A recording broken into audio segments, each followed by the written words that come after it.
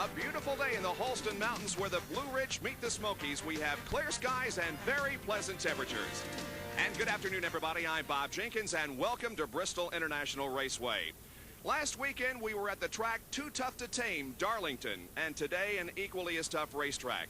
And that was certainly demonstrated yesterday during the running of the Grand National Budweiser 250. Watch the left side of your screen as Michael Waltrip's car hits the end of a cement wall, part of a gate through which passenger cars go to the infield.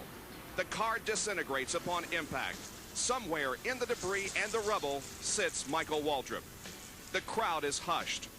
Rescuers rush to the car, fearing the worst, that Michael is seriously, if not fatally, injured. They begin to pull away what was the bodywork of the Pontiac Grand Prix. Personally, I was certain that no one could have survived such a horrifying crash as this. Among those concerned, Michael Waltrip's older brother, a race driver himself, Darrell. I was standing looking right at it, and I couldn't move. I mean, I just froze. I never seen anything like that in my life. The car just disintegrated, and I knew he was in it. And I thought he was hurt. But I walked up there, and the car is gone. Everything's gone, and the roll cage is all bowed up. And I looked at him. He looked up at me and winked. So, Mom, Dad, he's a Waltrip. He's got a pretty hard head. A huge round of applause as Michael Waltrip walks away from the crash virtually uninjured. Well, Dr. Jerry Punch, you've been around racing for many years as a broadcaster and as a doctor. Have you ever seen such a horrifying crash in your career? No, I haven't, Bob. In fact, in 2 decades that I've been covering racing as a physician and a commentator, I've never seen a more violent impact than what happened here yesterday afternoon. And believe it or not, the young man is back at the track today. He was kept overnight at Bristol Regional Medical Center, discharged at 8 o'clock this morning, and is here in the race car, ready to race at Bristol. Now, let's find out. Mike, how do you feel, big guy? I feel pretty good, Jerry. You know, I'm a little bit sore, but other than that, I feel great, really. I think I can go all day today. Bristol's pretty rough on your neck physically, so we got Larry Pearson standing by. If I happen to give up part of the way through, he'll do me a good job in relief, I'm sure. Now, the rumor this morning in the driver's meeting, the guys were kidding you a little bit, that with your luck, that you wanted to stop the helicopter on the way to the hospital and buy some lottery tickets.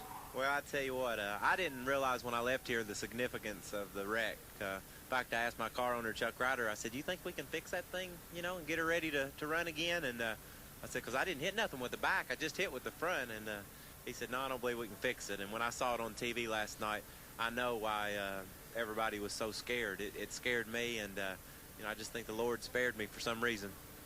Indeed he did. This guy has to count his blessings. In fact, the only major scratches were right here on the Kool-Aid man on the backside of his helmet. Michael is A-OK and ready to race today.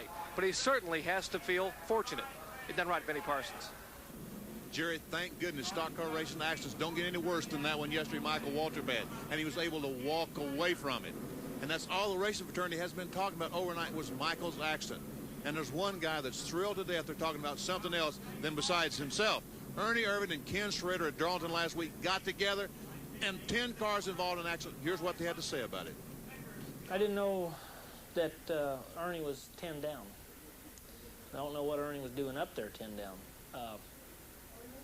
We got a gentleman's agreement that you let the guys 1 down get up there in the front, but a lot of the gentleman's agreement stuff we've got's been going out the window even since I just got here in the last 5 years, because there's too much involved. A lot of cutthroat stuff going on now, you know, to get a position or something like that. But yeah, I'd do it again. It was not my place leading the race to back down. It was not my place at all. I'm leading the race, I'm setting the pace. I'm going to run as hard as I can. And you know, if he thinks it's that important to be 9 instead of 10 laps down, well, that's what he's got to figure out. But I'd done the same thing again. You know, I couldn't blame that wreck on anybody but myself. There's a lot of situations that go on in racing, and we were definitely, you know, we had put 4 tires on and thought, you know, we could maybe make 3 or 4 laps up during the day and still salvage a decent finish out of the race. And just, you know, it bit us, and shouldn't do it. And that's one of those things you got to look back on and learn everything. That's where you get your experience at. And you know, a lot of people paid the price on it and feel real bad about that. And Ned, Neil Bonnet was the only driver injured in the accident. He's home this week in Alabama recuperating from injuries. And we'll have more on Neil's condition a little bit later on from Dr. Jerry Punch. You know, Ernie Irvin learned something there last week, Benny. He put it to good use here because he won the pole for the Valleydale Meats 500, and he's going to have to draw on that experience even more if he's going to win his first ever Winston Cup race, which he has a good shot at here today. Now, one fellow who has drawn on experience, he has plenty of it on these tough racetracks and has learned to conquer them, is Dale Earnhardt, the current Winston Cup point leader. He snaked through that wreck last week at Darlington, went on to win for his second Winston Cup victory in a row. He has won 5 of the last 10 races here at the Bristol International Raceway, so certainly he has learned to conquer the high banks here, and they can be tough. For more on the high banks, let's go down to trackside and Dr. Dick Berggren, the editor of the Stock Car Racing magazine. At 36 degrees, Bristol's banks are the steepest in Winston Cup racing. They put an awesome amount of pressure on both the driver and the car, about 2.5 G's down and almost as much side loading. So much side loading, in fact, the drivers wear helmet straps. They wear neck braces to try to keep their heads from rolling over, and special braces on the sides of their heads. They also exercise, get in condition just for this one race.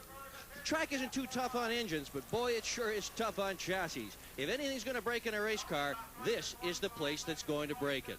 And one of the challenges of Bristol is that the groove moves around. Now, yesterday in the Busch Grand National race, the groove was down here, it was low. But as the race wore on, the groove came up here, way up high on the racetrack. And when the race was all done and over with, no less than Rusty Wallace, who won this race last year, was up here with you and me on his hands and knees trying to figure out where the groove was going to be this afternoon at the end of the race.